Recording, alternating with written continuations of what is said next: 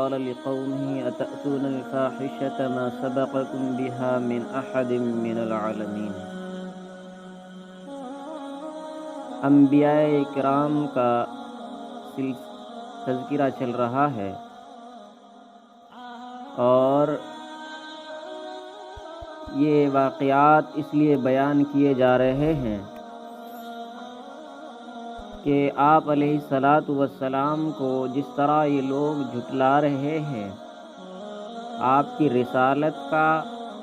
انکار کر رہے ہیں، تو جس طرح آپ کو جھٹلا کر تکلیف پہنچا رہے ہیں یا جسمانی تکلیف پہنچا رہے ہیں، تو اللہ تبارک و تعالی آپ علیہ الصلاۃ والسلام کو بطور تسلی کے یہ واقعات سنا رہے ہیں کہ سنو، ان کا جھٹلانا کوئی نئی بات نہیں ہے۔ آپ سے پہلے نبیوں کو بھی جھٹلایا گیا اور ان کو بھی جسمانی تکلیف پہنچائی گئی، تو رسالت کے پہلو میں یہ تمام چیزیں آتی ہیں، جیسا کہ پہلے انبیاء کرام نے ان چیزوں کو برداشت کیا، اور ایک وقت آیا کہ اللہ تبارک و تعالی نے اپنے نبیوں کو سرخ رو فرمایا اور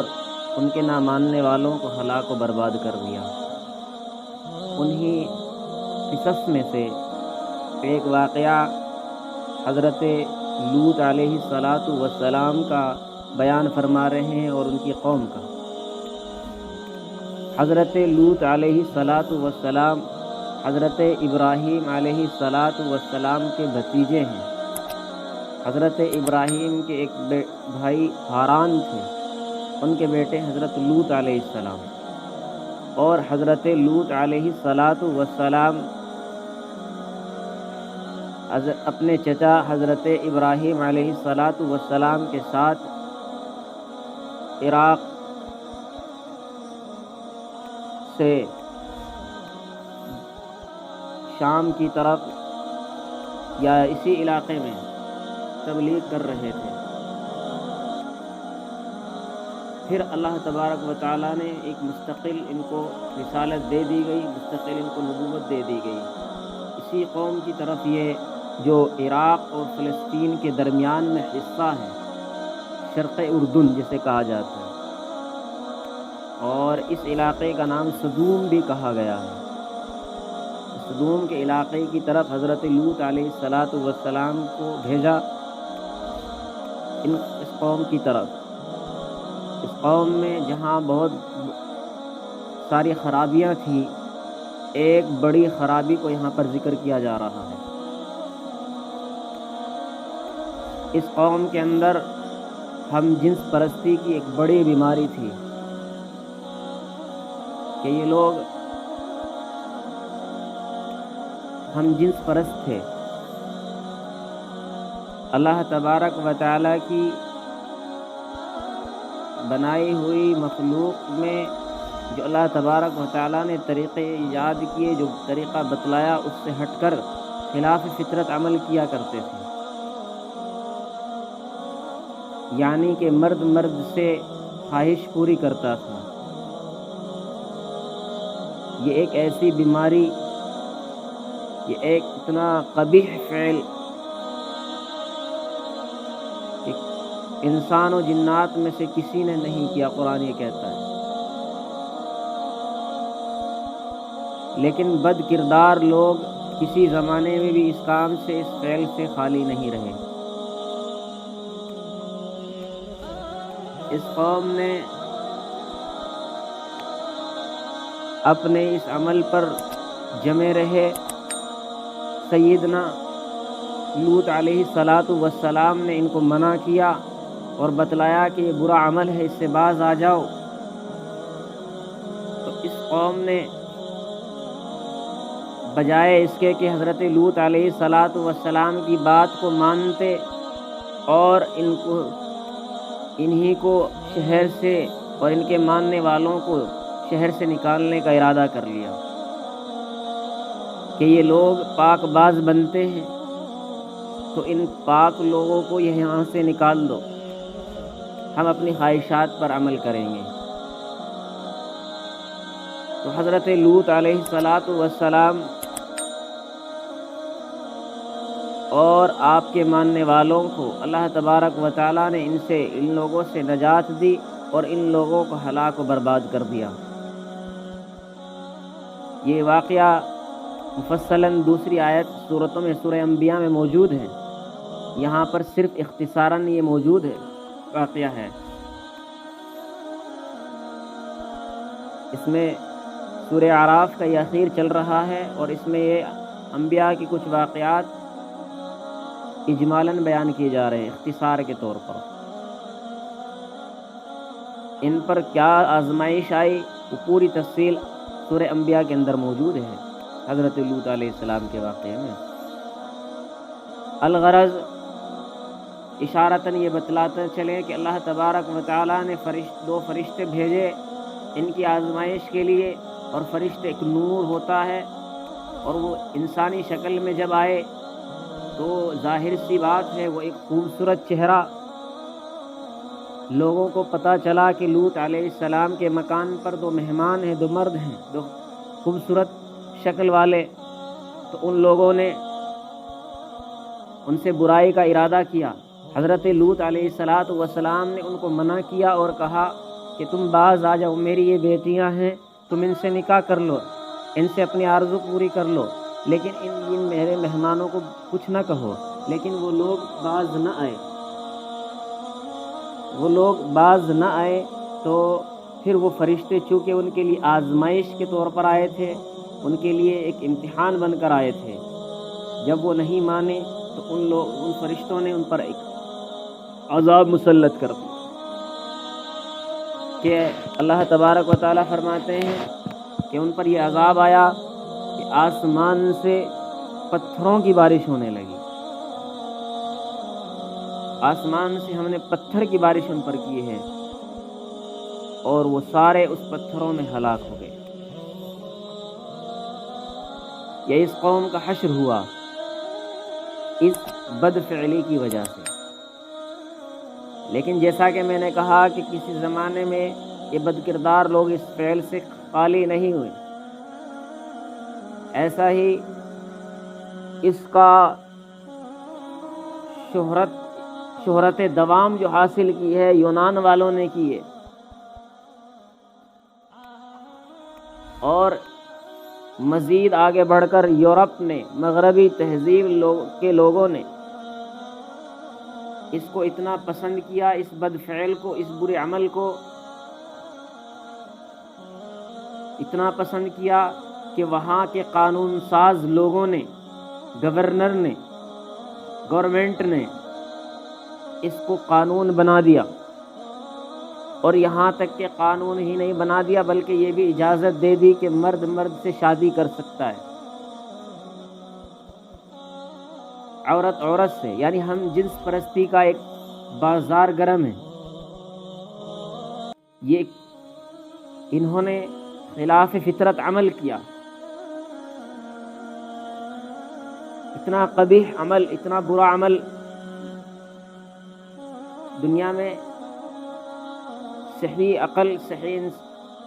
طبیعت رکھنے والے نہ کسی انسان نے، نہ کسی جنات نے ایسا کیا ہے۔ اب اس کی سزا اگرچہ یہاں پر موجود نہیں ہے، اس قوم کی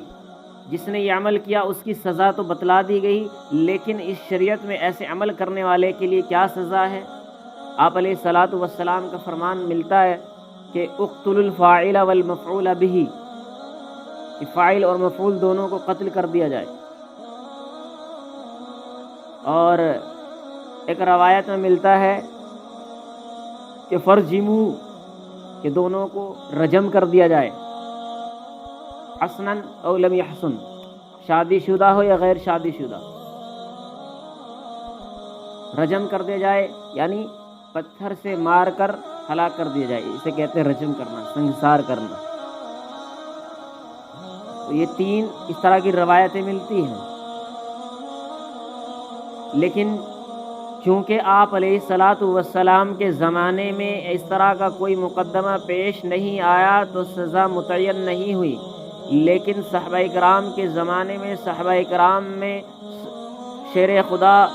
شیر مصطفیٰ سیدنا علی المرتضیٰ رضی اللہ تعالی عنہ کی رائے یہ ہے کہ ایسا کرنے والا شخص یعنی مجرم، اس کی سزا یہ ہے کہ اسے تلوار سے قتل کر دیا جائے اور اسے زمین میں دفن کرنے کے بجائے آگ میں جلا دیا جائے۔ اور اسی رائے کو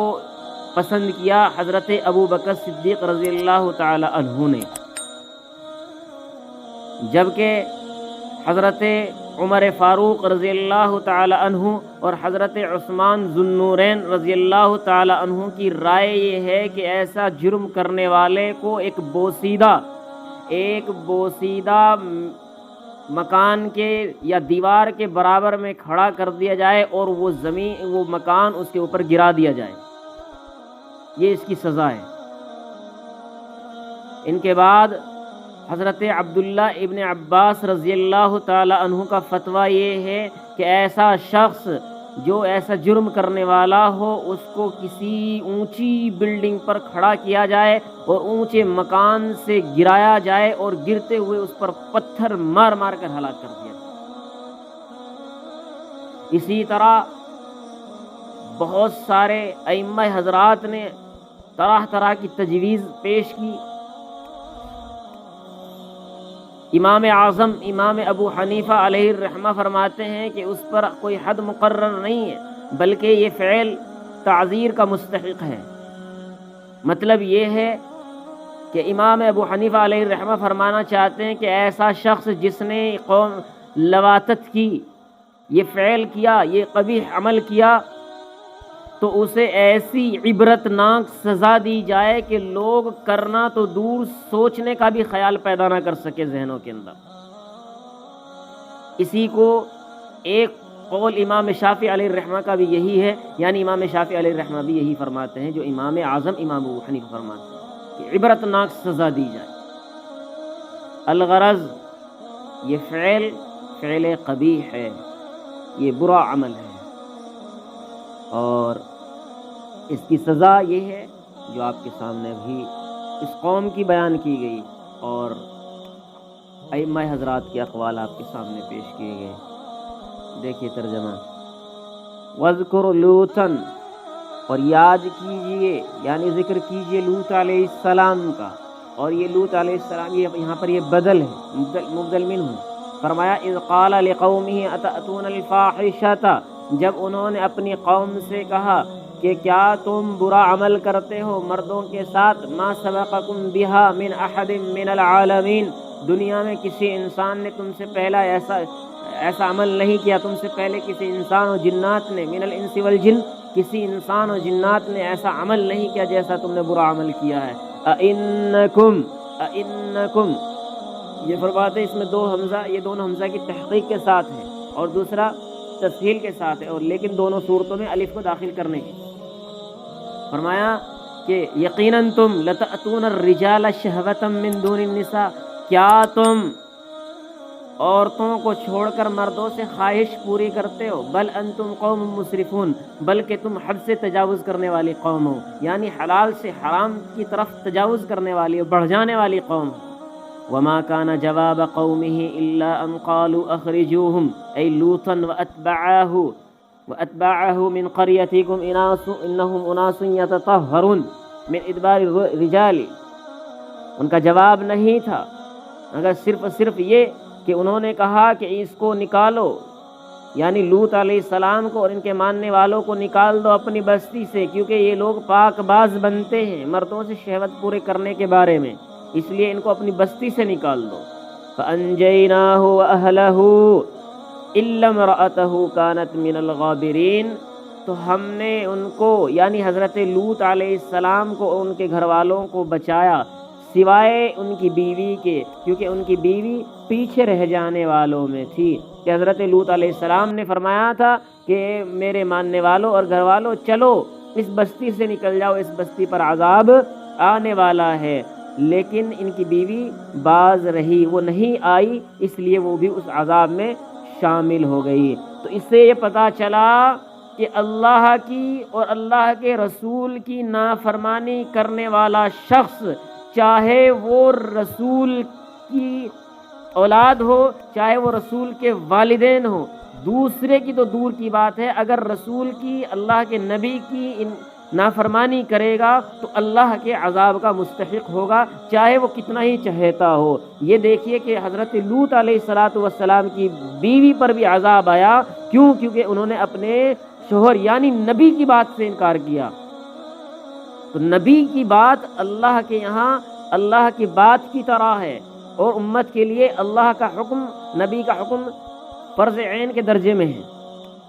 تو یہاں پر انہوں نے نبی کی بات کو نہیں مانا، فَأَنْجَيْنَاهُ وَأَهْلَهُ إِلَّا امْرَأَتَهُ كَانَتْ مِنَ الْغَابِرِينَ، تو ہم نے حضرت لوط اور ان کے گھر والوں کو بچایا سوائے ان کی بیوی کے، کانت من الغابرین، وہ پیچھے رہ جانے والوں میں تھی، یعنی عذاب میں رہنے والوں میں تھی، پھر وہ عذاب اس کا کی مستحق بنی۔ اور وَأَمْطَرْنَا عَلَيْهِمْ مَطَرًا هُوَ حِجَارَةُ السِّجِّيلِ فَأَهْلَكَتْهُمْ، اور ہم نے ان پر ایک قسم کی بارش برسائی، اور وہ پتھروں کی بارش تھی، پتھروں کی بارش تھی، فَأَهْلَكَتْهُمْ، کہ ان پتھروں نے، اس بارش نے اس کو ہلاک کر دیا، کوئی قوم کو۔ فَانظُرْ كَيْفَ كَانَ عَاقِبَةُ الْمُجْرِمِينَ، تو دیکھو کیا کیسا انجام ہوا جرم کرنے والوں کا۔ تو اللہ تبارک و تعالی جرم کرنے والوں کو ایسے سزا دیتا ہے، اور اگر کوئی اس دنیا میں بچ جائے تو پھر اللہ تعالیٰ کا عذاب آخرت میں موجود ہے، وہاں اس کو اس کے سامنے جانا ضرور ہے۔